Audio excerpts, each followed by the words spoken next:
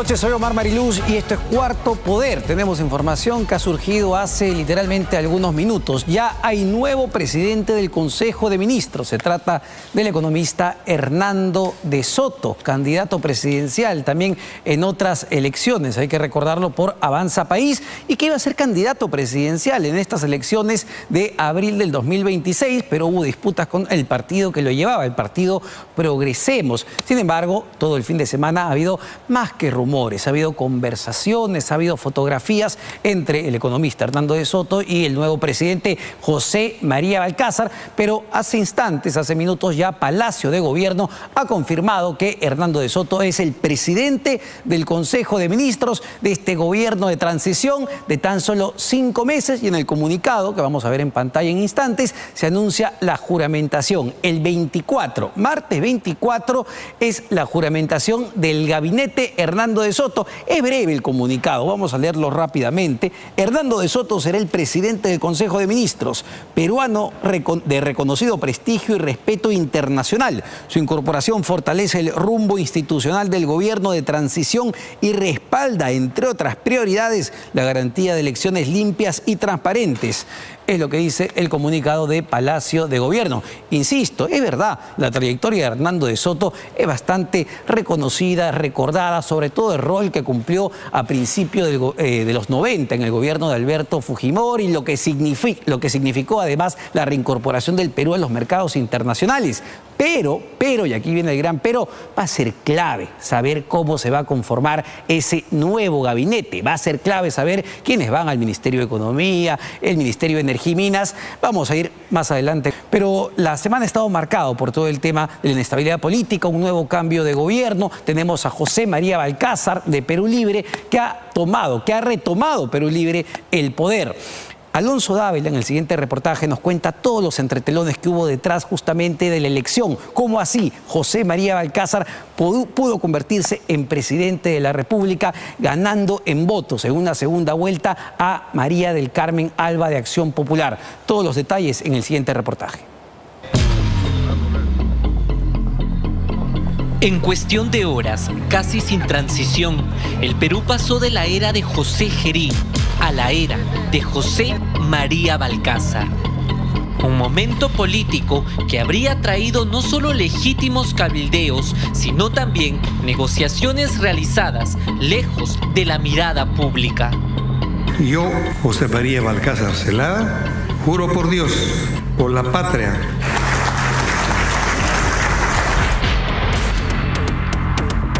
Aquel día, en las oficinas del Congreso, no solo se cruzaban congresistas, circulaban promesas, llamadas de último minuto, anuncios y acuerdos que cambiaban de forma conforme avanzaban las horas. Todo concluyó con un frente político que llevó a José María Balcázar hacia la presidencia del Perú. Usted nos confirma que Balcázar llega a la presidencia con un frente liderado por Perú Libre e integrado por parlamentarios de Alianza para el Progreso, Acción Popular, Podemos. ¿Esto es así, doctor Cerrón? ¿Eso lo puede confirmar? Es correcto esa deducción a partir del número de votos, ¿no? La mesa directiva declara la vacancia del cargo de presidente del Congreso de la República y en consecuencia se encuentra vacante el cargo de presidente de la República. José María Balcázar era el candidato de Perú Libre, Héctor Acuña, de Honor y Democracia, Edgar Raimundo, del Bloque Democrático, y María del Carmen Alba, de Acción Popular. Una candidatura que se selló en el restaurante Manhattan, en el centro de Lima. Una elección por mayoría, mas no por unanimidad. La elección de Alba habría llevado a Silvia Montesa a levantarse de la mesa y a dejar atrás al grupo que sabía de sus pretensiones por llegar al sillón presidencial. Creo que tenemos la experiencia en la administración pública con 20 años de servicio y daremos todo por el país, especialmente en la pacificación. ¿Tiene el apoyo de Todavía no nos hemos reunido, pero sí el respaldo de varios congresistas de mi partido. Para Montesa no hubo acuerdo partidario que valga. Sin importar la decisión de su bancada, ella misma elaboró un documento en el que se proponía como candidata. Su autopostulación que rompía reglas fijadas por el Parlamento, por lo que quedó inevitablemente fuera del juego. Se acaban de presentar las listas, vemos 4 listas, 4 candidatos a la presidencia.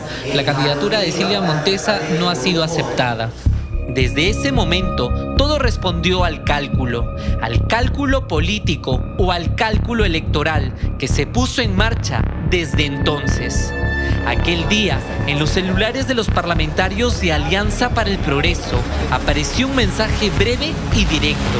Su líder, César Acuña, los convocaba con carácter de urgencia a una reunión en el local partidario de Jesús María. Hora de inicio, 8 de la mañana. 1 a 1. Así fueron llegando los congresistas de Alianza para el Progreso a este local. La reunión se extendió más de lo previsto, duró hasta el mediodía.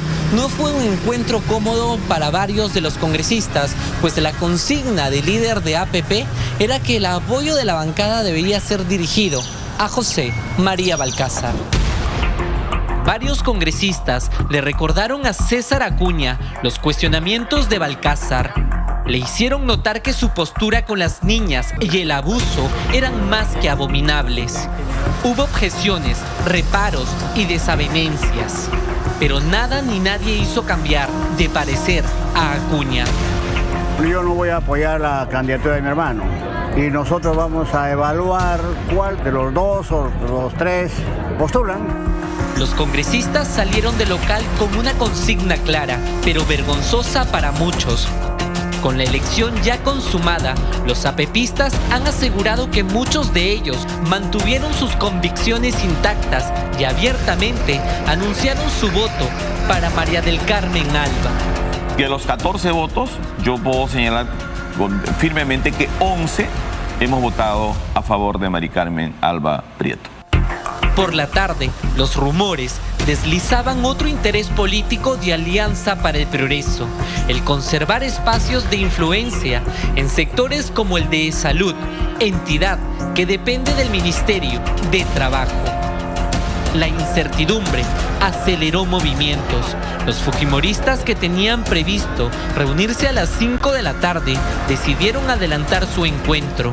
A las 4 en punto comenzó la reunión junto a su comité político dirigido por Luis Galarreta, quien participó por Zoom.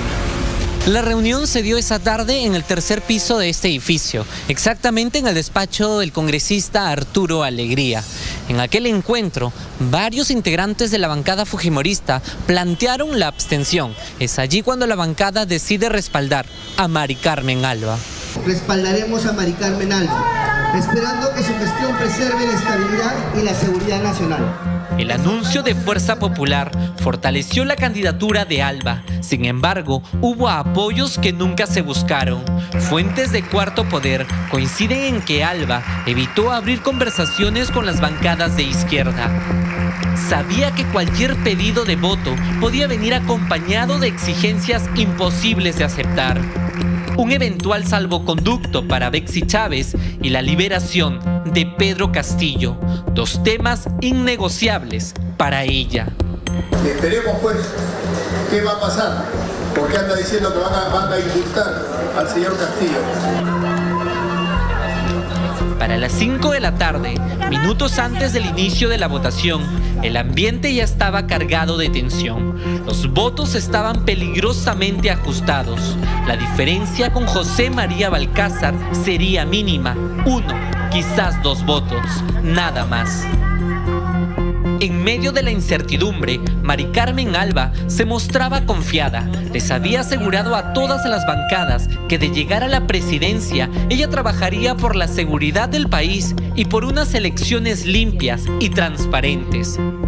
La confianza era tal que para ese momento, Alba ya tenía listo un eventual mensaje al país. No solo eso, comenzó a rechazar invitaciones y compromisos para aquella noche porque, según sus palabras, debía abocarse a organizar un gabinete que creía debía ser anunciado en cuestión de horas.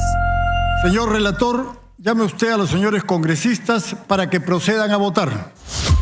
Cuando la primera votación se inició, sin embargo, comenzó a repetirse una frase que encendió las alertas a los candidatos.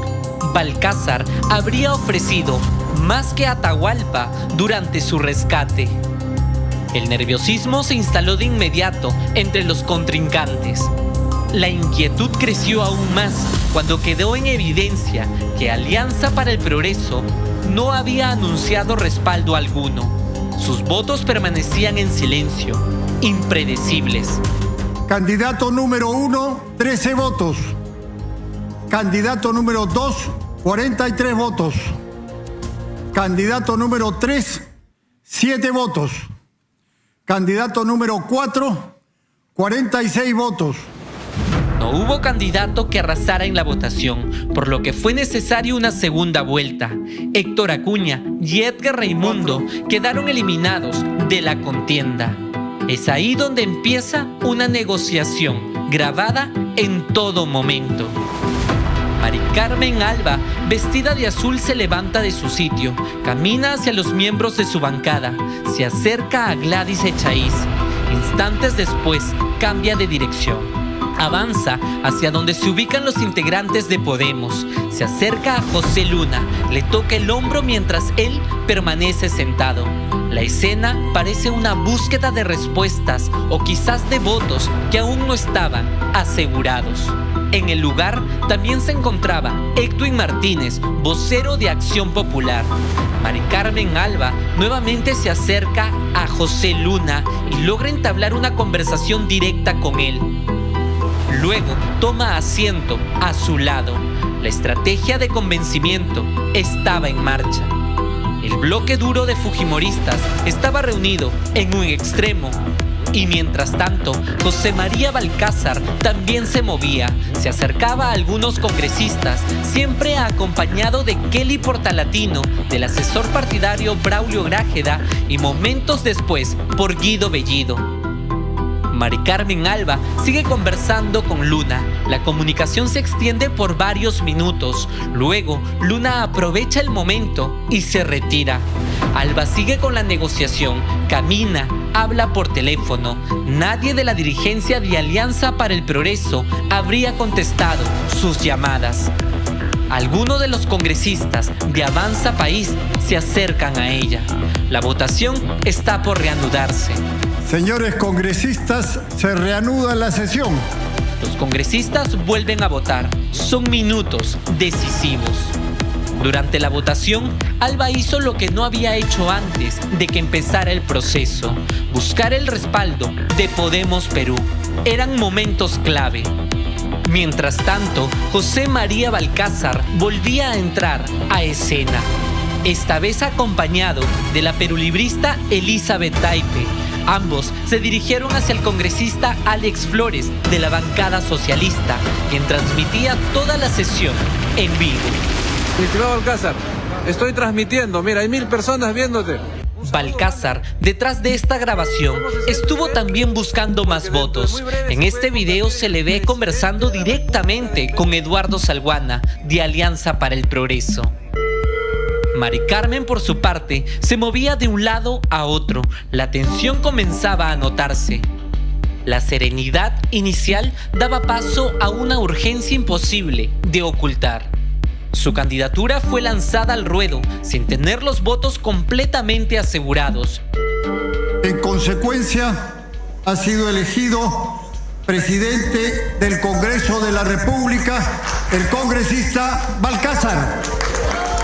Se dice que las negociaciones de última hora no se limitaron a discursos ni afinidades políticas. Durante aquel día se habló y negoció cuotas de poder, de conservar espacios en algunos ministerios, de asegurar presencia en el Estado.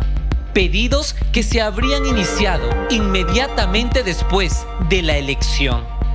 Faltando solo 5 meses para el cambio de mando presidencial, exhortamos mantener a los titulares de las carteras ministeriales de Economía y Finanzas, de la Producción, de Comercio Exterior y Turismo y de Relaciones Exteriores. No solo fue una elección, Fue una negociación para algunos perversa contra el reloj.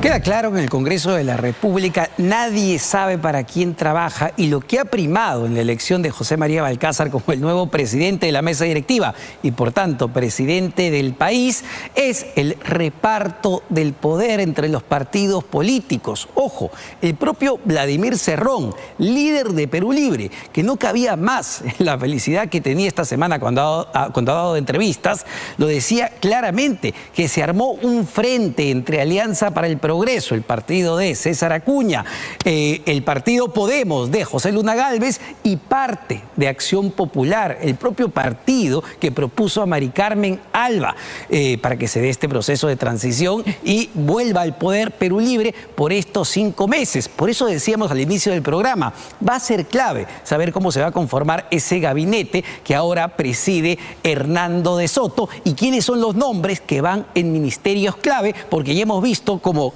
Alianza para el Progreso, a través de un comunicado, está señalando con mucha claridad, ojo con estos ministerios que deberían tener continuidad. Vamos a ver qué es lo que ocurre.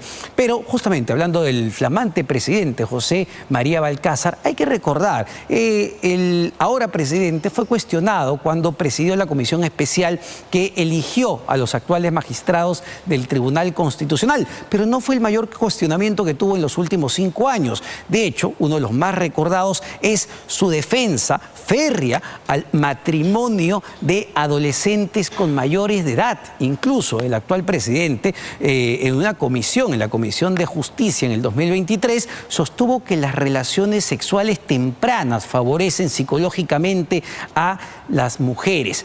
Digamos, declaraciones sumamente cuestionadas, pero en el siguiente reportaje, José Luis Leiva nos cuenta el pasado oscuro, ¿no? La biografía oscura del actual presidente José María Balcázar.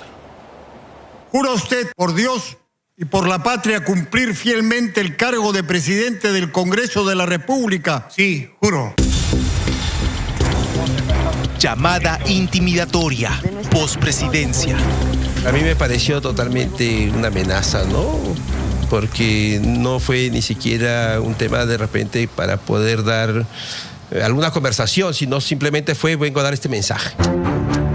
Solo horas después de asumir el cargo, una comunicación telefónica generó preocupación en el ilustre Colegio de Abogados de Lambayeque, de donde el ahora presidente José Balcázar fue expulsado.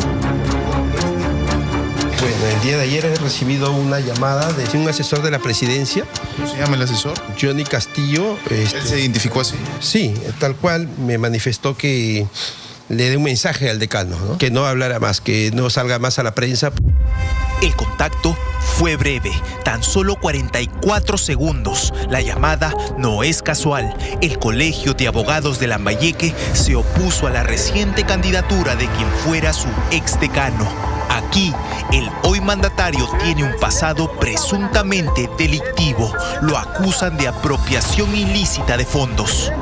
¿Cuánto dinero entró a las cuentas de José María Balcázar y no se rindió? Entre 350.000 a 550.000, dentro de lo que hice. Su turbio y cuestionado historial es una pesada piedra sobre su espalda.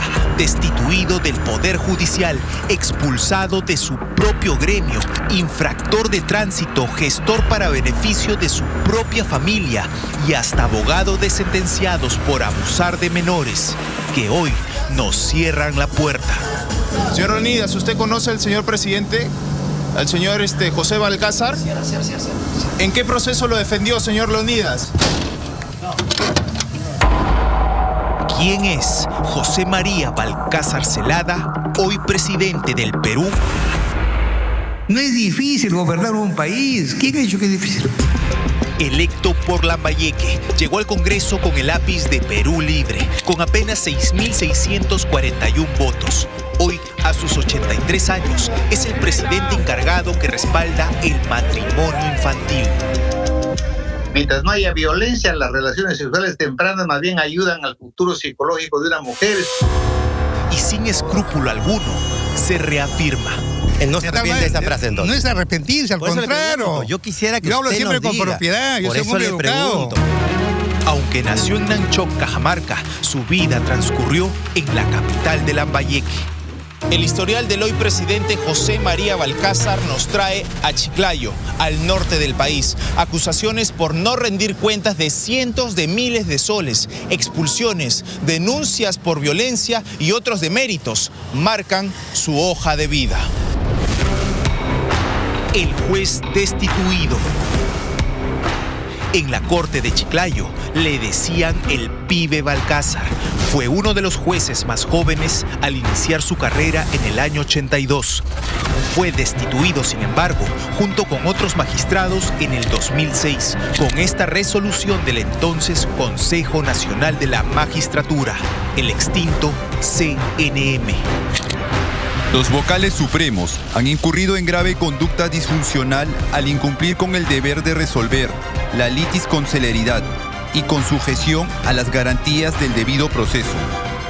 El otrora magistrado José Balcázar, sin embargo, consiguió regresar al Poder Judicial. Se volvió incluso juez supremo provisional. Años después, en el 2011, el CNM nuevamente le mostró la tarjeta roja. Don José María Balcázar Celada, durante el periodo sujeto a evaluación, no ha satisfecho en forma global las exigencias vinculadas al aspecto conductual y de idoneidad. Según el documento, tenía 4 quejas en trámite, 10 cuestionamientos vía participación ciudadana, decisiones que no satisfacían al colegiado. Le quitaron la confianza en octubre del 2011 y ese mismo año terminó su carrera en el sistema de justicia. Yo soy un hombre educado, soy un magistrado, estoy en un lugar público. Una vez afuera, pasó de aplicar las normas a romperlas repetidas veces, primero en el volante. A nombre del hoy presidente se registran 5 infracciones de tránsito. La G47 por estacionar en lugares no permitidos, la G40 por aparcar en zonas rígidas y la G25 por conducir sin portar el SOAT. De esta última incluso quedó registro en la policía. Pero la sombría trayectoria del hoy mandatario apenas empieza. El decanato, la presunta apropiación de fondos. Se me vienen con leyendas negras que el doctor Balcázar ha robado. No, pues esos son cuentos ya que no tienen ningún sentido. ¿Cuántos años han pasado eso? ¿Alguna prueba de que yo me apropié de dinero de algún colegio? Son leyendas negras, amigo, punto, ya. No son leyendas, son hechos que nos regresan al 2019, a los pasillos y magnos salones del ilustre Colegio de Abogados de Lambayeque. Aquí, el ex juez destituido, el defensor de sentenciados por abuso, asumió el decanato de esta institución y por los acontecimientos que sucedieron luego, hoy su retrato no figura en el Salón de Honor. La muestra o las señales que nos han dado estos parlamentarios el día de hoy que cualquiera puede ser presidente, ¿no? El hoy presidente no solo fue expulsado del Poder Judicial, también fue defenestrado de su propia casa gremial, el ICAL Lambayeque. Sus propios colegas no lo quieren. Le piden que rinda las cuentas del dinero que pasó por sus manos cuando fue decano. El propio José María Balcázar como decano decide: yo voy a administrar todo. Voy a abrir mi cuenta. Con mi cuenta personal voy a administrar todo eso. ¿Y eso se podía hacer? No, ya él lo hacía como título personal. ¿Eso era irregular por lo menos? Innegablemente. Tras conflictos en la dirigencia como decano, José Balcázar empezó a recibir el dinero de los agremiados no en las cuentas institucionales, sino en su propia cuenta bancaria. Por casi año y medio fue el amo y señor de los ingresos y egresos de todo el colegio. ¿Cuáles son los ingresos del Colegio de Abogados? Cuotas de 10 soles que paga cada agremiado mensual, el fondo mortorio que son 5 soles por cada mes y las inscripciones para el registro de abogados, o sea, las incorporaciones que creo que sigue siendo 1.500 soles. Pero ¿cuál es el tema para nosotros? La arbitrariedad está unida a no haber rendido cuentas. Su Su casa gremial lo denunció ante la fiscalía y desde entonces la batalla legal continúa. Durante las investigaciones se han adjuntado pruebas como este depósito de 1.500 soles a la misma cuenta bancaria del hoy presidente. Hay más comprobantes que no fueron a cuentas oficiales. Por estos hechos, la fiscalía acusó al mandatario José Balcázar. El acusado, José María Balcázar Zelada, se le atribuye la calidad de autor del delito de apropiación ilícita, al haberse apropiado ilícitamente de los ingresos del ICAL durante el periodo 2019-2020. Después de practicar un peritaje a los ingresos y egresos en la gestión del decano Balcázar, hay 308.000 soles sin rendir, de los que no habría rastro. Más 40.000 soles de reparación civil, la fiscalía pide que el presidente encargado pague en total casi 350.000 soles a favor de su propia institución que él habría defraudado. Claro, esto no es una investigación preliminar, esto no es una investigación, digamos, incipiente, esto ya ha escalado. Claro, este caso ya ha pasado por una investigación preliminar, la que posteriormente se ha formalizado y posteriormente, de menos a más, ha llegado al grado de acusación fiscal. Ya tenemos una acusación fiscal que ha pasado también la etapa intermedia y está próxima a dilucidarse en la tercera y última etapa del proceso penal, que es el juicio oral.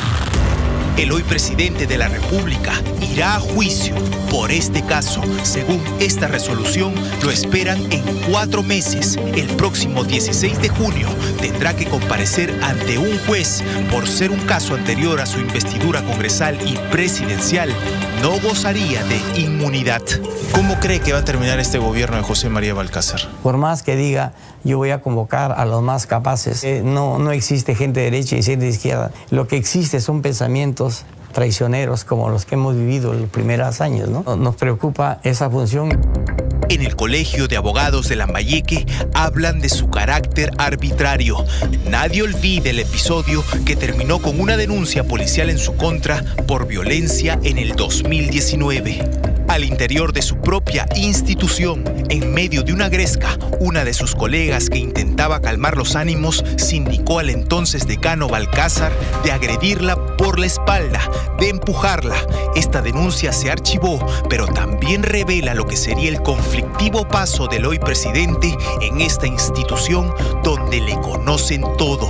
La misma institución que advirtió los antecedentes del candidato a la presidencia José María Balcázar. La misma casa gremial que hoy recibe amenazas. El día de ayer he recibido una llamada del Consejo de la Presidencia, un asesor de la Presidencia. ¿Cómo se llama el asesor? Johnny Castillo me manifestó que le dé un mensaje al decano, ¿no? El primero, que las investigaciones son privadas y que no se deben ventilar. Lo segundo, que el presidente tiene inmunidad parlamentaria o presidencial. Y lo tercero, que de salir a una entrevista van a tomar las acciones legales o correspondientes. ¿Cuánto duró la llamada? Menos de un minuto. Cuarto Poder corroboró que el titular de este número es Johnny Castillo Silva. Por fotografías, sería simpatizante del ahora preso Pedro Castillo. Según Transparencia, en su mayoría, registra visitas a congresistas que fueron electos por Perú Libre. Está afiliado al partido Adelante Pueblo Unido. Pese a que su número quedó registrado al teléfono, Castillo negó la llamada y trabajar como asesor. La verdad que no estoy acostumbrado a recibir ese tipo de llamadas, pero para mí me pareció totalmente una amenaza, ¿no? Una misteriosa llamada, un supuesto asesor que no aparece en la planilla de presidencia, abogado de sentenciados por abuso de menores. Soy un defensor de la familia, de los menores de edad, soy un hombre que apuesto por la juventud. Sus palabras no se condicen con los hechos. Después de ser separado del Poder Judicial, José Balcázar empezó a litigar. Brindó sus servicios a este hombre en 2015. Señor Leonidas, ¿tiene unos minutos para conversar? Aguanta. Señor Leonidas, ¿usted conoce al señor presidente? ¿Al señor José Balcázar? Sí. Leonidas Puelles Guerrero estaba celebrando. En los hechos, quien fuera su defensor hoy es el presidente de la República. Según reveló el diario El Comercio, este hombre había sido sentenciado a cadena perpetua por abusar de una menor de edad e inducirla al aborto. Un caso abominable e indignante en Chiclayo. El hoy mandatario fue su abogado. Buscó anular la sentencia de su cliente. ¿En qué proceso lo defendió, señor Leonidas? Su patrocinio aparece registrado en el sistema del Poder Judicial. El hoy jefe de Estado, sin embargo, no consiguió traerse abajo la condena. Preguntado por este vínculo legal, el ahora excarcelado se desplazó sin control. Señor Leonidas, ¿nos podría atender, por favor? No puedo. ¿Usted estuvo procesado por presunto abuso sexual, señor Leonidas? Sí. Por favor, no sé. Lo que queremos saber, ¿cómo usted conoció al hoy presidente José? Señor Leonidas, cálmese, por favor. Nosotros no estamos haciendo nada, solamente le estoy consultando. Hasta donde se sabe, el hoy presidente defendió a 2 sentenciados en casos donde las víctimas eran menores de edad. Ahora, pese a las denuncias, a los cuestionamientos, en su hoja de vida dirá presidente de la República, el octavo en 10 años, el jefe de Estado de emergencia, el que asumirá por los próximos 5 meses hasta el cambio de mando. Es José María Balcázar Zelada.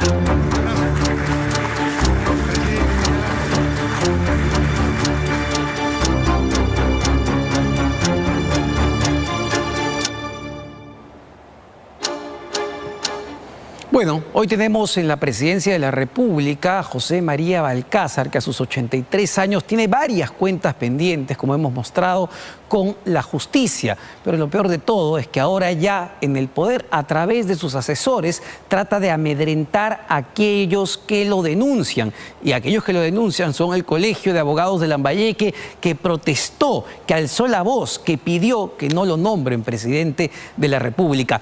Pero lo más indignante de todo es que hoy tenemos como presidente de un país que además tiene altas tasas de abuso sexual infantil a un abogado de procesados por abuso sexual contra menores de edad. Ese es el presidente que tenemos en estos 5 meses. Más adelante vamos a seguir con los reportajes, pero en este momento vamos a conversar con Urpi Torrado, gerenta general de Datum Internacional, que ha publicado la última encuesta exclusiva para América Televisión. ¿Cómo estás, Urpi? Muy buenas noches. Buenas noches, Omar. Urpi, solo hacer la aclaración, porque esto es muy importante dado el contexto de inestabilidad y crisis política que ha vivido el país. La última encuesta que ustedes van a presentar esta noche no recoge, quiero ser enfático con esto, no recoge la crisis política, no recoge el cambio de gobierno que ha habido entre Gerí y José María Balcázar, no recoge el enfrentamiento entre determinados partidos políticos que hemos visto esta semana. Pero vamos a ver las cifras y estas son. ¿Qué nos muestra este cuadro? ¿Cuáles son los principales cambios que estamos observando, Urpi?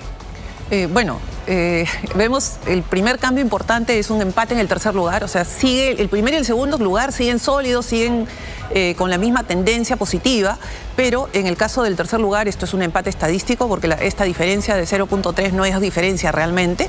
Y luego también vemos que hay otros candidatos que ingresan a o que salen de otros y ingresan a este grupo que está peleando subir posiciones. Vamos a hacer recuento y también vamos a observar las tendencias, pero rápidamente Rafael López Aliaga de Renovación Popular obtiene en esta última encuesta 13.4%, Keiko Fujimori de Fuerza Popular casi 10%, con un 9.7% para ser más exactos. Carlos Álvarez de País para Todos se mantiene en el tercer lugar, y aquí viene lo interesante, con un 6%, pero hablamos ya de un empate técnico entre Carlos Álvarez y Alfonso López Chao de Ahora Nación, también con 5.7%. Quizá es lo más novedoso en esta encuesta. Recordemos que el margen de error de esta encuesta es más o menos 2.5. Entonces, definitivamente, esto es un empate estadístico. Y en general, toda la diferencia entre todos los candidatos es muy pequeña por el nivel de voto tan fragmentado y dividido entre tantos candidatos. Así es. César Acuña, de Alianza para el Progreso, con un 3%. Mario Vizcarra, de Perú Primero, con 2.6%. Vamos a ver la otra encuesta, un poco más abajo en la tabla. Roberto Sánchez, de Juntos por el Perú, con 2.5%. Johnny Lescano, de Cooperación Popular con 2.4%.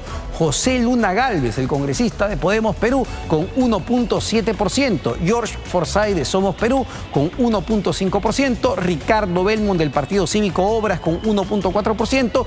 Y Wolfgang Grosso, Integridad Democrática, con 1.4%. Me parece que lo de Wolfgang Grosso es nuevo también. Sí, quería mencionar, y bueno, se nos pasó el cuadro, pero hay en este segundo grupo de candidatos que hemos leído, hay dos candidatos que resaltan, y es el crecimiento que ha tenido Roberto Sánchez. Es el candidato que más ha crecido en estos últimos 15 días que hemos medido. Acá está Roberto Sánchez con 2.5, y en el caso de Wolfgang Grosso sale del grupo otros para ya tener, digamos, estar encima del 1%, o sea, 1.4. Ya está en la segunda división de los candidatos con este 1.4%, y Roberto Sánchez, digamos, se apalanca en, digamos, claramente Pedro Castillo, el expresidente Pedro Castillo, que está basando su campaña en esto. Pero otros candidatos, 8.3, ninguno blanco viciado, 24.1, no sabe, 16.3. Esto es muy importante porque aquí está todavía el bolsón, Urpi, que podría orientarse hacia cualquiera de los candidatos. ¿Qué hay ahí de nuevo? Claro, o sea, ha disminuido el número de indecisos, pero la disminución es muy pequeña. Estamos ya en 40%, era 42.5 hace 15 días. Esta reducción es pequeña, pero claro, nos ha dado un movimiento en las posiciones y en las candidaturas que ya hace que se vea que la campaña ha comenzado y que está un poco poniéndose más interesante. Vamos ahora al análisis por regiones, que es clave para ver también cómo se están moviendo las tendencias. Y aquí lo que vemos, y por favor, Urpi, nos ayudas, Rafael López Aliaga se mantiene fuerte en Lima y Callao con 22%, pero interesante lo del sur, ¿verdad? Con 11.3. Es su segunda plaza más importante, pero claro, es la mitad del voto que tiene en Lima, ¿no? O sea, él ha ido consolidando, ha viajado mucho al sur, y particularmente en Cusco, por ejemplo, donde él además tiene empresas, tiene una votación importante, pero en el sur mismo, en segundo lugar está López Chao, que viene consolidando el voto en el sur, y el voto en el sur está dividido entre tres candidatos prácticamente, que es López Aliaga, López Chao y Johnny Lescano, que también tiene una votación importante, que estaría de repente hasta frenando el crecimiento de López Chao. Es decir, lo que estamos viendo, o lo que explica que Alfonso López Chao haya escalado o haya empatado en el tercer lugar con Carlos Álvarez, es en parte por la fuerza que está agarrando en el sur y en el centro. O sea, si ese en el centro está en empate con López Aliaga, o sea, es digamos que podríamos decir que empate el primer lugar en el centro junto a López Aliaga. Bueno, y si vemos la parte oriente, en la selva peruana, también López Chao está alto, pero claro, entiendo que Oriente es un bolsón mucho más pequeño que las otras zonas del país. Sí, el oriente y el norte del país son bolsones fujimoristas, ¿no? Entonces, como vemos, son las dos plazas donde el fujimorismo está más fuerte. Y en cuanto a Fuerza Popular, en cuanto a Keiko Fujimori, ¿cuáles son los cambios? O vemos que Keiko se mantiene estancada más bien en esta última encuesta. En realidad está, digamos, siempre en el segundo lugar.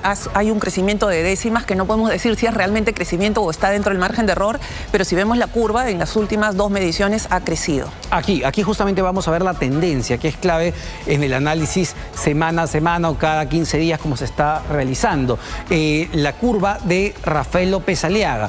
Vemos sí que hay una, digamos, sale de este estancamiento y sube ligeramente. Sí, logra, después de haber estado mucho tiempo en una línea plana, logra romper la inercia. Digamos, el reto es ver después de esta semana y todo lo que se ha vivido en esta crisis política, si logra mantenerlo o qué es lo que va a pasar.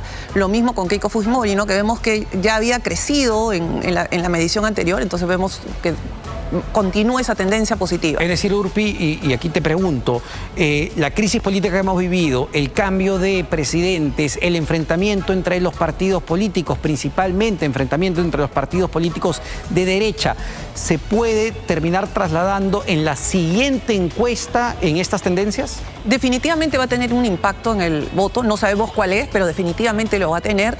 Y es que también este impacto demora en madurar, es decir, toma tiempo en que la población se informe, entienda qué es lo que ha pasado en esta última semana. Por eso es que no se refleja en esta encuesta, pero sí se va a ver reflejada en la siguiente que vamos a publicar. Sí, pero digamos, una conclusión final de este cuadro es la tendencia tanto de López Aliaga como de López Chao. Así es. Y aquí lo que vemos, ¿en cuál de las siguientes situaciones se encuentra en estos momentos? Y esto es importante de cara a cómo se va a orientar el voto. Vemos que los que dicen que ya tienen decidido y que no van a cambiar, ha pasado en enero de 12% a febrero, en la segunda parte, a 37%. Claro, vemos que hay ya, digamos, entre los que responden por algún candidato, o incluso blanco y nulo, ya están totalmente decididos 37%. Pero hay un 63%, digamos, la diferencia que todavía no está decidido, y eso significa que hay mucha volatilidad todavía. Es decir, el hecho que hoy día mencionen a un candidato, hay un 63% que podría cambiar, que hoy nos menciona a un candidato en la encuesta, pero dependiendo de qué pase, y sabemos que han pasado cosas esta semana, podría ser que ese voto migre hacia otro candidato. Es decir, esta tendencia o este porcentaje muy alto todavía de indecisos se va a empezar a reducir con más fuerza muy probablemente en marzo. Sí, porque este es un indicador de voto duro, 37% es bien bajo. Insistimos aquí, la ficha técnica que en esta encuesta en particular es clave y fundamental en cuanto a las fechas. La muestra es de 1.500 personas, 1.500 encuestas, la fecha del 13 al 17 de febrero del 2026. Por tanto, no recoge lo que ha venido pasando en el país en la última semana de crisis política. Universo, población mayor de 18 a 70 años, urbano-rural, que son los electores, y como tú bien decías, Urpi, margen de error más o menos 2.5%, con un nivel de confianza de 95%. Y como siempre, muchísimas gracias, Urpi Torrado, gerenta general de Datum Internacional. Vamos ahora con un reportaje de Diana Falcón, porque los sobrinos del presidente, o el sobrino en realidad del expresidente Pedro Castillo, hoy en la cárcel por el intento de golpe de Estado, se coló en el círculo cercano del ahora presidente José María Balcázar, en momentos que Pedro Castillo está solicitando el indulto o la gracia al nuevo presidente. Veamos el siguiente reportaje de Diana Falcón. Con la llegada del nuevo presidente a Palacio de Gobierno, reaparecieron viejos personajes de la política. Rostros que habían quedado relegados en el pasado. Yo, José María Balcázar Zelada, juro por Dios, por la patria y por todos los peruanos, desde este momento hasta el 26 de julio del 2026. Personajes estrechamente vinculados al castillismo y al círculo serronista más fiel volvieron a moverse con discreción en las puertas del poder. No se puede indicar si hubo una comunicación con el señor Cerrón, pero en todo caso es cuestión de horas. Creo que el doctor Balcázar lo dijo públicamente un tiempo atrás, que él se comunica constantemente, que no era un tema legal comunicarse. La cercanía del hoy presidente con Vladimir Cerrón y con el expresidente Pedro Castillo no es ningún secreto. Los tres comparten el mismo origen político, la misma ruta de llegada al poder. Aunque tras la asunción de Balcázar, Cerrón prefiere marcar distancia. Yo no tengo ninguna comunicación con el presidente desde el año 2023, así que no hay nada que declarar al respecto. La distancia que dice mantener con Vladimir Cerrón no sería la misma que conserva con Pedro Castillo. Pedro Castillo más tarde o más temprano tendrá que ser absuelto, porque ya esa desvinculación que ha hecho el Poder Judicial da la pista para decir de que el hecho que se le imputó a Pedro Castillo no existe. Desde su labor como parlamentario, José María Balcázar no ocultó su posición. En más de una ocasión, apoyó con su firma iniciativas orientadas a la libertad y eventual amnistía de Pedro Castillo. Su cercanía con el expresidente sería tal que desde octubre del año pasado, Balcázar incorporó en su despacho al sobrino directo del golpista Castillo. Nombre completo, Cristian Omar Ríos Castillo. Una designación que pasó inadvertida en su momento, pero que hoy adquiere otra dimensión. Se trata de Cristian Ríos Castillo, al que la Fiscalía lo tenía en la mira por el uso indebido de aeronaves de la Fuerza Aérea para fines personales. Investigación que fue revisada también en el Congreso de la República. Para el conocimiento de todos, el señor presidente es mi tío, lo conozco de toda la vida, como acabo de recalcar, lo visitaba de vez en cuando y esa es la situación en la que se han dado los viajes. Sin contar con cargo público, sin ser funcionario, Cristian Ríos Castillo, hijo de María Elisa Castillo Terrones, tercera hermana del exmandatario, abordó vuelos reservados para la gestión gubernamental y no para los familiares del entonces presidente.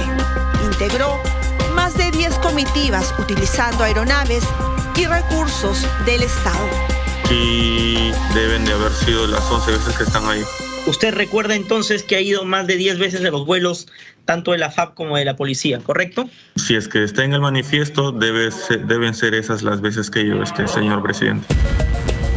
Cristian Ríos Castillo, bachiller en Derecho, ingresó en octubre de 2025 como auxiliar del parlamentario. Desde Barbadillo, a donde llegaba también Balcázar, Cristian Ríos impulsaba públicamente la libertad de su tío. Los vínculos entre Balcázar y Pedro Castillo no se han roto.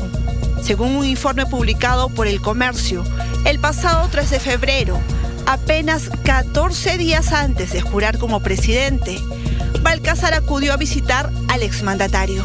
Y tras esta puerta, en su despacho del edificio Roberto Ramírez Villar, también se ha reunido con Irma Castillo Terrones, hermana del sentenciado expresidente, el último 19 de diciembre.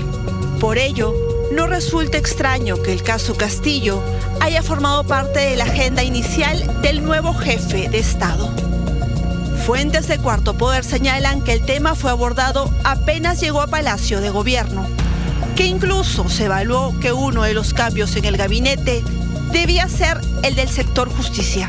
Se habló de la necesidad de nombrar a una persona de confianza que ejecute sin dudas ni objeciones la cuestionada petición. Alguien dispuesto a enfrentar a la justicia y al Perú. En las primeras horas de José María Balcázar como jefe de Estado, el abogado de Pedro Castillo y exministro de Defensa, Walter Ayala, llegó a la puerta de Palacio con una particular petición. En mi calidad de ciudadano interno, recurro a su despacho para solicitar el indulto, en coherencia con la palabra empeñada por usted, señor presidente.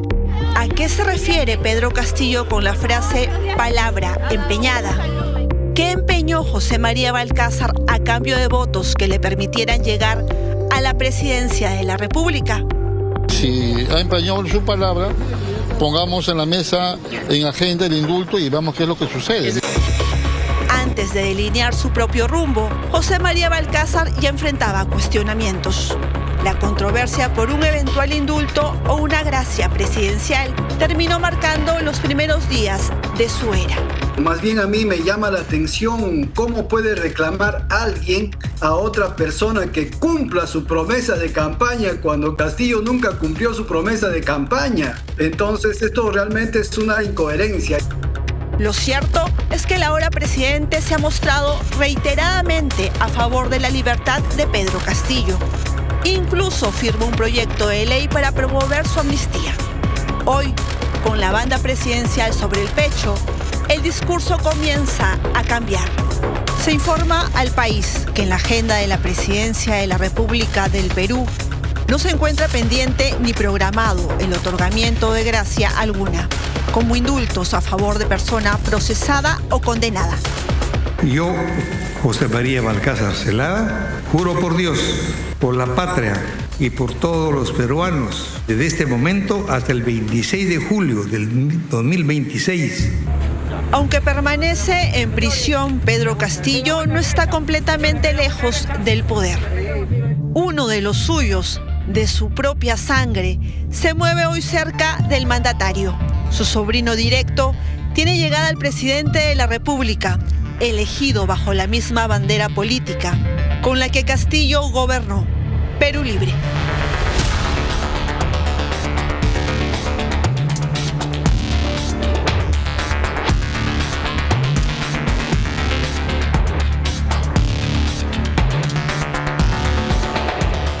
Los sobrinos del expresidente Pedro Castillo tuvieron un rol protagónico durante su gobierno y el Ministerio Público incluso abrió investigaciones fiscales. Vamos a ver si ahora este sobrino del expresidente Castillo facilita ya desde los círculos del poder una eventual salida de su tío. Tenemos que hacer una pausa, pero al volver vamos a repasar cómo fueron las últimas horas del también expresidente José Gerí en medio de las negociaciones en el Congreso de la República. Una pausa y volvemos con eso en Cuarto Poder.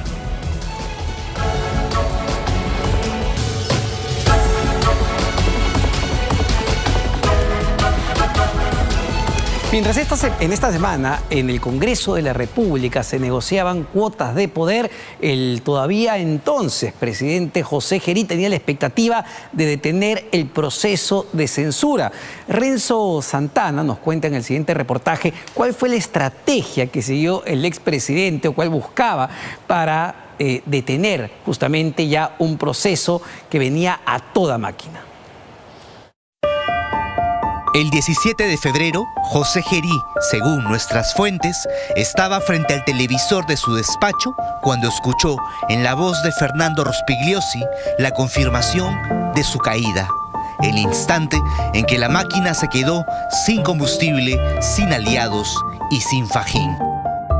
Señores congresistas, las mociones de censura al presidente del Congreso de la República, encargado de la presidencia de la República, señor José Enrique Gerí Oré, han sido aprobadas.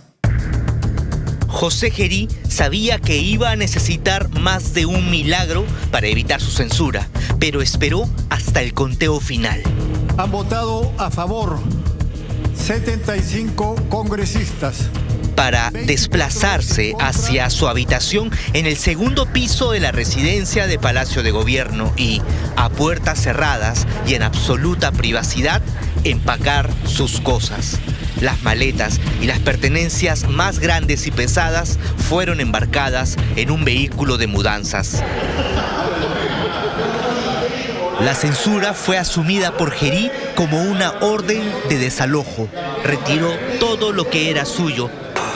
Solo se dejó puesto el terno con el que se despidió de sus ministros e incluso al momento en que abandonó Palacio, su vehículo personal, esta camioneta, contenía las últimas cajas con sus últimas posesiones pendientes de empacar. Se retira sin más palabras el hoy censurado expresidente José Gerí. En Palacio no dejó rastro de sus 130 días de estancia. Gerí se fue como llegó, de súbito, aunque, como se enterarán en los próximos minutos, las últimas horas de Gerí, los últimos kilómetros de la máquina, comenzaron un día antes. Los últimos 2 días han sido peculiarmente especiales. Más allá de las coyunturas, me han permitido entrar en contacto con personas que antes que uno ejerciera función han hecho historia. El 16 de febrero, después de reunirse con la Federación Nacional de Defensores de la Patria y de presidir una mesa de trabajo con los alcaldes de Puno, José Gerí recibió poco antes de las 5 de la tarde a la congresista Ana Segarra Saboya. Según nuestras fuentes, en las 4 horas y media que permaneció su correligionaria en Palacio, le confiaron el as bajo la manga del entonces presidente, que a la mañana siguiente, al iniciar el pleno extraordinario del Congreso, lo blinde.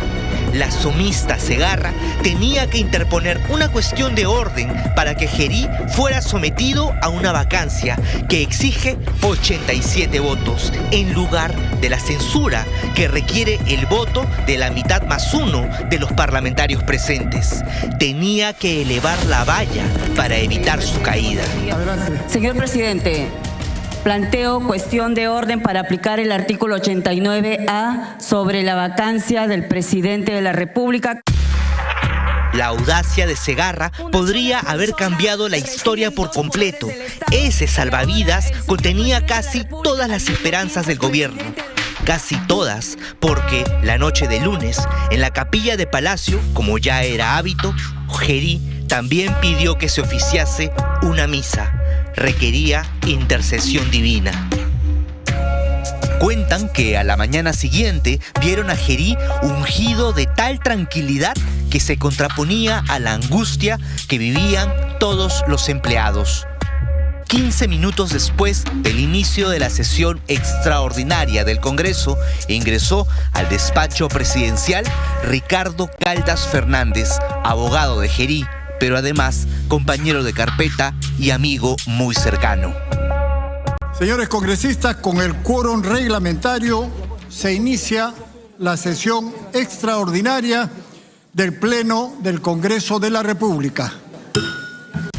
No se programó ninguna actividad oficial. Gerí dijo que trabajaría a puerta cerrada. Y así fue. Estuvo pendiente del televisor. Su estrategia no fue delegar su defensa. No hubo emisario ni operadores visibles. Fue él mismo quien tomó el teléfono y comenzó a marcar números. Congresistas de todas las bancadas. Llamadas directas, insistentes, personales. Días antes, varios parlamentarios lo habían escuchado pedir retirar firmas. Aquella jornada, sin embargo, la urgencia había cambiado. Ya no se trataba de detener el proceso, sino de sobrevivir a él. Según nos contaron, Gerí ofrecía incluir los proyectos de obras promovidas por los congresistas en el próximo crédito suplementario presupuestal que se lanzaría a fines de febrero o inicios de marzo. Trataba de equilibrar la balanza a sus intereses, pero un error de cálculo arruinó sus maniobras. La mesa directiva propone acumular las 7 mociones de orden del día por tratarse de similar materia y procesarlas en conjunto. Señores congresistas. Señores, por favor, un poco de silencio. Se pide respeto a todos. Ana Segarra no lanzó el salvavidas a tiempo, como se tenía previsto. Su propuesta debió anticiparse al inicio del debate, pero eso no ocurrió. Intervino 2 horas y media después. Se opuso cuando ya se habían admitido las 7 mociones de censura contra Gerí, cuando una y otra vez el Parlamento le restregó en amplia mayoría que no había forma de detener la máquina de la censura. Es importante que se convoque al señor presidente de la República a hacer uso de su defensa, porque eso es un derecho constitucionalmente reconocido. No ha sido aprobada. De esta manera se ha decidido, como debe ser, democráticamente. Gerí ni siquiera esperó a conocer el desenlace. Su suerte ya estaba echada, así que salió de su despacho y convocó al primer ministro. Que lo acompañe al umbral de la puerta de honor, pues en 4 meses de convivencia laboral, Ernesto Álvarez nunca tuvo la oportunidad de presenciar el tradicional cambio de guardia al lado del presidente. Fue un último gesto de agradecimiento.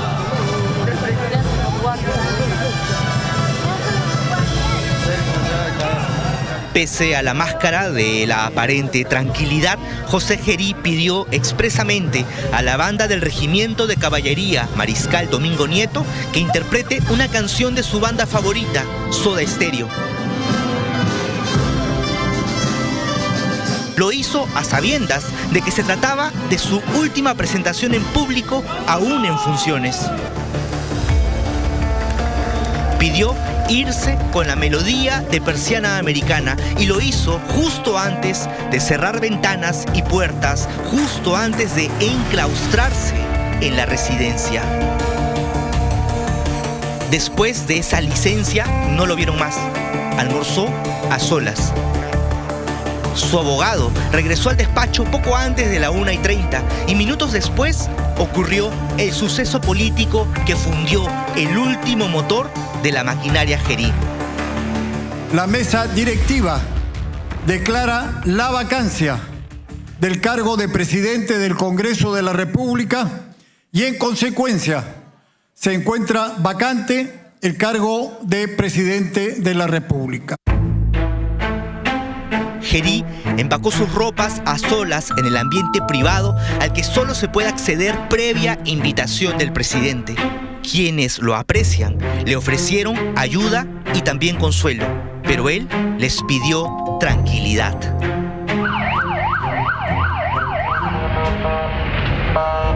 Una vez concluida la desocupación de la residencia de Palacio, Gerí convocó a su gabinete. Los ministros llegaron sin regalarle su atención a las cámaras. ¡Ministro! Conforme ingresaban, lo esperaron en la sala Mariano Santos. Allí, cuando estuvieron reunidos todos, salió de su despacho en un ambiente contiguo el entonces ya expresidente Gerí, solo para agradecerles.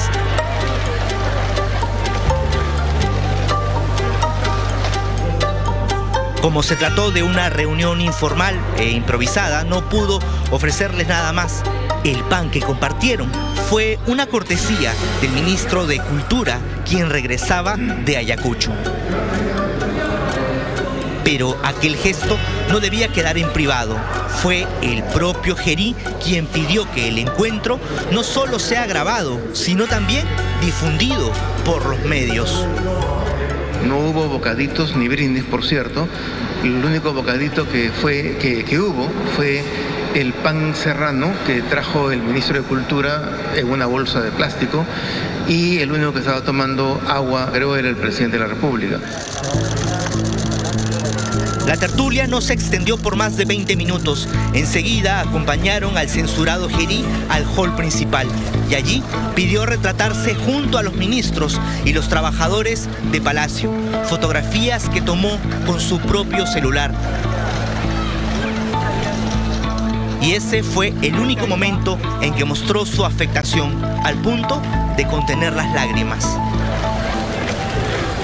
El señor José Gerí, que ya no es más presidente de la República, en este momento Gerí decidió salir y no pasar por el sector de Palacio, donde se había preparado un atril ante la posibilidad de un mensaje a la nación. Ahí está, salió. Sale acompañado por sus ministros de Estado en medio de aplausos.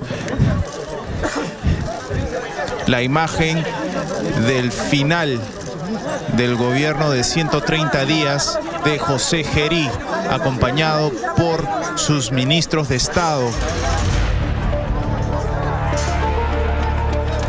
El breve paso de José Enrique Gerí Oré, de 39 años, en la presidencia de la República, culminó sin discursos, sin el despliegue de energía e ímpetu de sus primeros días. Solo dejó caer una sonrisa nerviosa y dedicó un breve gesto marcial a sus ministros, a los medios y a los curiosos. A esta máquina fundida por los cálculos políticos no le quedaba nada más.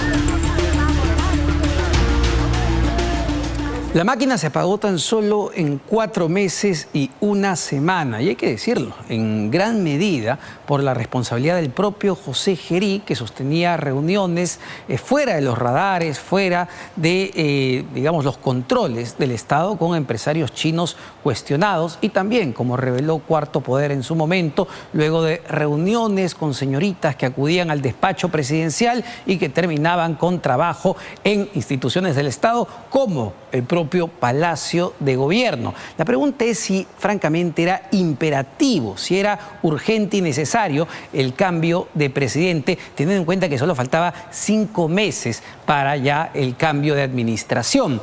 Pero claramente, como hemos visto durante el programa, lo que ha primado en el Congreso de la República son los pequeños intereses de los partidos políticos sobre el gran interés nacional. Y justamente hablando de los partidos políticos, siguiendo la saga de investigaciones que viene presentando nuestra compañera Marlene Chucky Mango y Agustín Chávez, esta vez se han puesto a revisar y analizar la lista de candidatos del partido Perú Primero de los hermanos Mario y Martín Vizcarra, el expresidente Martín Vizcarra, hoy en la cárcel. Lo curioso de esta investigación es que justamente una de las candidatas acaba de salir de la cárcel, sale de la cárcel para postular. Veamos el siguiente reportaje. No es una crónica policial, es una candidata del partido Perú Primero que hace unos meses dejó la cárcel y ahora pide votos para llegar a la Cámara de Diputados de la mano de los hermanos Vizcarra. ¡Fuerte los aplausos para él! ¡Los aplausos! ¡Fuerte las palmas! ¡Palmas! Tenemos gente de todos los rincones del Perú. El partido fundado por Martín Vizcarra no se quedó sin candidatos. Su apellido está en contienda a través de su hermano Mario Vizcarra, candidato a la presidencia de la República y candidato al Senado. El apellido no es lo único que los une. También comparten sentencias por delitos que atentan contra el Estado. La mejor forma de combatir la corrupción es con el ejemplo. Ejemplo que los hermanos Vizcarra no logran impartir. Martín Vizcarra cumple 14 años de prisión en Barbadillo y Mario Vizcarra, el flamante candidato presidencial de Perú Primero, tampoco llega libre de cuestionamientos judiciales. Fue condenado por el delito de peculado. En 2025, un juzgado de Moquegua le impuso 3 años de pena suspendida tras corroborarse que cobró doble sueldo del Estado. Una condena que casi lo deja fuera de la contienda electoral. Aquí estamos. ¡Mario Dignidad! ¡Mario Dignidad! Un fallo del Jurado Nacional de Elecciones le permite seguir en carrera. Junto a él avanzan 29 aspirantes al sistema bicameral con sentencias firmes por diversos delitos: omisión a la asistencia familiar, corrupción de funcionarios y violencia contra la mujer. Incluso Perú Primero postula a una candidata procesada por tráfico de terrenos y homicidio. Lamentablemente el proceso de selección ha sido muy rápido, que ha impedido hacer un filtro más concienzudo. Pero bueno, que se den a conocer quiénes son. Aquí los presentamos. Carmela Victoria Yactayo Lévano. Carmela Yactayo Lévano, 45 años, abogada, protagonista de portadas policiales y fiscales, sindicada como cabeza de la organización criminal Los Indeseables de Jerbay Alto, dedicada a la estafa, usurpación, al tráfico de terrenos y homicidio calificado en Cañete. La dama que usted indica, una de las principales de esta organización criminal, personas que se encargan de dar las directivas criminales. La candidata de los Vizcarra asegura ser víctima de un complot político empresarial. Ella, sin embargo, fue detenida en febrero de 2023, cuando, según las autoridades, intentaba fugar del operativo policial. ¿Cómo Carmela Yactayo puede intentar fugarse si Carmela Yactayo salía de una contienda política? Según la Fiscalía, en diversos ambientes de una casa que habría ocupado la candidata a diputada por Perú Primero, se encontró armas de fuego, decenas de municiones y granadas. Se hallaron 15 cartuchos de dinamita, 3 detonadores mecánicos envueltos en papel higiénico. Se encontró una bolsa color negro en cuyo interior se halló un subfusil calibre 12 mm. El fiscal te puede acusar de todo, puede hacer una lista de cargos. Sin embargo, donde nosotros nos defendemos es en juicio. Carmela Yactayo estuvo en prisión bajo detención preventiva. Recuperó su libertad en agosto de 2025. Apenas 4 meses después, en diciembre, su nombre ya figuraba inscrito en la lista de candidatos del partido de los hermanos Vizcarra. Del encierro a la contienda electoral. Porque estoy yendo como candidata a diputada con el número 2 con Perú Primero. La candidata investigada por el delito de homicidio no es nueva en política. Años atrás intentó sin éxito alcanzar la alcaldía de Cañete. Ahora busca llegar a la Cámara de Diputados por Lima bajo la bandera de Perú Primero. Tomamos conocimiento de eso después. Estamos sujetos también a la presunción de la inocencia de esta persona si es que hay que tomar alguna decisión. se tomará inmediatamente. No es solo el proceso judicial el que acompaña a su candidatura. También mantiene una deuda con el Estado. Según registros de la SUNAT, le debe al Tesoro Público más de 20.000 soles. Dacia Nena Escalante León. Nena Escalante León postula al Senado. La excongresista intenta regresar al poder de la mano de los Vizcarra. Su trayectoria política, sin embargo, arrastra cuestionamientos. Acusaciones por presuntos actos de corrupción cuando era funcionaria pública en el gobierno de Ollanta Humala, además de una denuncia por violencia familiar. Vamos al Senado Nacional Nena Escalante. En 2014, un reportaje de Cuarto Poder puso su gestión bajo la lupa. Nena Escalante, entonces titular de la ONAGI, la institución encargada de designar gobernadores, lo que hoy son prefectos y subprefectos en todo el país, fue señalada por presuntamente malversar los fondos de la institución, direccionando donaciones y utilizando a los gobernadores para hacer proselitismo político a favor del gobierno de Ollanta Humala. No puede ser posible que en otras gestiones no se haya observado la gestión de los gobernadores. En agosto de 2018, la ex parlamentaria y hoy candidata por Perú Primero fue detenida tras ser acusada de haber cortado el rostro a su propia hermana. El Ministerio Público solicitó por entonces 1 año de prisión efectiva contra Nena Escalante y el pago de una reparación civil en el marco de una investigación por el delito contra la vida, el cuerpo y la salud. Le preguntamos si tenía procesos, si tenía sentencias. No las declaró. Nos dijo que no tenían, los antecedentes policiales no figuraban, antecedentes judiciales no figuraban. Se le permitió postular. La denuncia por agresión contra Nena Escalante llegó al Poder Judicial y el segundo juzgado especializado en familia dictó medidas de protección a la agraviada, es decir, a su hermana. Y este proceso ha concluido con una sentencia absolutoria a mi persona. Nada puede impedir que yo continúe en una carrera política y vaya a servir nuevamente a mi pueblo. Nieves Esmeralda Limachi Quispe. Nieves Limachi Quispe, actual congresista, quiere repetir el plato, postula al Senado por Tacna. La misma región donde organizaciones civiles la declararon persona no grata tras promover el cambio de los colores de la bandera del Perú. Limachi pide votos en una región que más de una vez ha rechazado su desempeño como congresista. Tan gratamente y cariñosamente se ha podido ver todo lo que ustedes producen. Así que digan lo que digan o hayan dicho acerca de las labores que realizamos, vamos a seguir adelante. En su hoja de vida registra una sentencia contractual de 2023.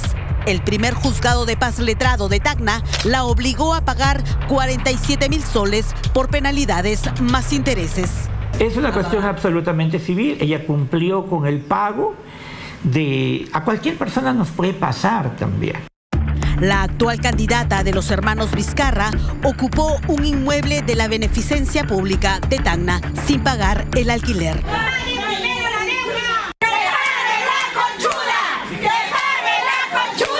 Isabel Cortés Aguirre, fuerte los aplausos para ella. Isabel Cortés es otra congresista que se aferra a una curul. La parlamentaria, conocida como Chabelita, cambió de camiseta, dejó Juntos por el Perú para pasar a las filas de Perú Primero. Sobre ella recae una denuncia presentada por la Comisión de Ética por presunta vulneración a la ética parlamentaria. Chabelita habría aprovechado una visita al interior del país, pagada por el Congreso de la República, para realizar actividades y crear su propio partido. En el abanico de candidatos que presenta Perú Primero, también aparecen exministros de Martín Vizcarra. Jorge Enrique Meléndez Célix, que va con el número 1. Jorge Meléndez Célix, exministro de Inclusión Social de la era Vizcarra. Su paso por el Ejecutivo duró poco. Fue mencionado en un audio de una organización criminal dedicada al tráfico de madera en Amazonas y denunciado por la Procuraduría del Estado por presuntos delitos de patrocinio ilegal y alternativamente tráfico de influencias. Jorge Meléndez habría recomendado a la madre de su hijo para que sea contratada como auxiliar en la Comisión de Ética Parlamentaria. Cuestionamientos que lo obligaron a renunciar del cargo. dos hechos por los que aún sigue siendo investigado. Es una doble investigación que me están haciendo, porque la primera investigación lo hizo la Fiscalía de la Nación. No encontraron nada y le pidieron a una Fiscalía Provincial que me vuelvan a investigar. Quieren mantener el caso ¿cuánto tiempo? Los candidatos que están acompañándome saben que a la primera que los huela que está algo raro, yo los voy a denunciar. Los aliados de Martín Vizcarra también encuentran espacio en Perú Primero. Yolanda Cayata Cueva, moqueguana, cuyo nombre cobró notoriedad durante el juicio por el caso Lomas de Hilo. Fue presentada por la defensa del exmandatario como testigo objetiva, aunque se vio la cercanía entre ambos. ¿Usted tiene alguna relación de amistad o enemistad con él? No, ni amistad ni enemistad, ¿no? Lo conozco de años y eso es todo. Lo cierto es que Yolanda Cayata llegó al gobierno regional de Moquegua junto a Martín Vizcarra. Ambos eran parte del mismo partido político. ¿Usted está afiliada al partido político Perú Primero? Bueno, ahora último sí llegué a afiliarme. No sé si está así. ¿No? Hoy ella aparece como parte del mismo proyecto político Perú Primero. Los personajes investigados y claves en el caso Richard Swing, el escándalo que hizo remecer el gobierno de Martín Vizcarra, también tientan una curul en el Senado. Miriam Maribel Morales Córdoba, fuerte los aplausos. Oscar Manuel. Número 7, Oscar Vázquez. Ahí está Oscar. Tanto Miriam Morales como Oscar Vázquez en 2021 cobraron protagonismo al intentar apaciguar las implicaciones legales que generó la cercanía de Richard Cisneros, conocido como Richard Swing, con el entonces mandatario Martín Vizcarra y las supuestas irregularidades en la contratación de Cisneros en el Ministerio de Cultura. Audios implicaban a los entonces funcionarios, hoy candidatos de Perú Primero. En esta investigación estamos todos involucrados. No hay investigación fiscal que frene las aspiraciones políticas. Su líder está en la cárcel y ellos acompañan de cerca al candidato presidencial Mario Vizcarra, tal como lo hicieron con Martín Vizcarra. No te estoy convocando como diputada ni nada por el estilo. Te estoy convocando como segunda vicepresidenta, con la autorización del ingeniero Martín Vizcarra y con la aprobación de nuestro presidente Mario Vizcarra. ¿Algo más quieres? Es la voz de Judith Mendoza, candidata a la segunda vicepresidencia y a la Cámara de Diputados de Perú Primero. Una joven sin estudios universitarios que se jacta de un cargo sin aún ser elegida. Ahora, no soy coordinadora. Candidata, Judith, candidata. No, Marta, estás equivocada. Marta, una vez más te digo, yo los estoy convocando como segunda vicepresidenta en representación de la región Junín. Y si tú no puedes entender eso, es tu tema, Marta, no es el mío. Lamentablemente, ese material fue editado y presentado de manera incompleta. Este tema ya se conversó con las personas involucradas y está cerrado. En este cóctel de candidatos aparece Iván Hernández, autodenominado el Doc TikToker, un abogado que pretende captar votos con estos peculiares bailes.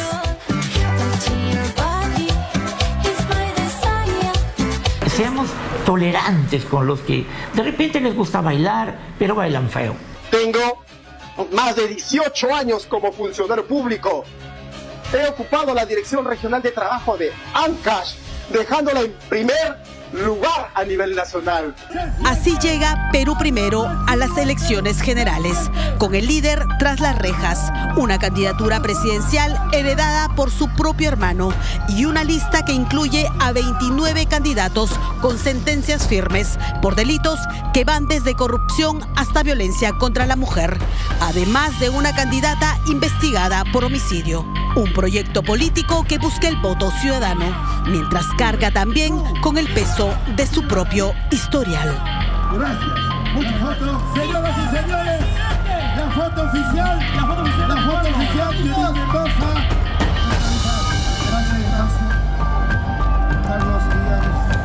Tenemos una sorpresa Bueno, como podemos observar nuevamente, otro partido político que presenta una oferta de candidatos con sentencia, investigados. Y el problema es que los dirigentes, los líderes políticos nos piden a nosotros, los electores, que, bueno, si están llevando pues a sentenciados, si están llevando a investigados, que no votemos por quienes están llevando y votemos por los otros, porque dicen que sí hay buenos en esa gran lista de candidatos al Senado o a la Cámara de Diputados, pero el problema fundamental sigue siendo el mismo en los diferentes partidos políticos que hemos presentado.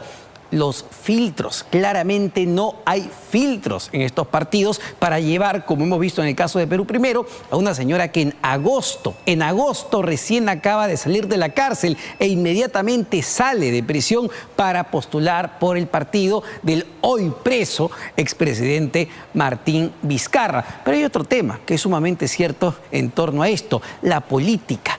La política se ha convertido para muchos personajes en un espacio donde se busca la impunidad. Ese es el problema de fondo. Muchas personas que tienen cuentas con la justicia buscan justamente ocupar un cargo público, sea como diputado en este caso o como senador, incluso como presidente de la República o vicepresidente, para lograr impunidad a través de los diversos mecanismos que existen.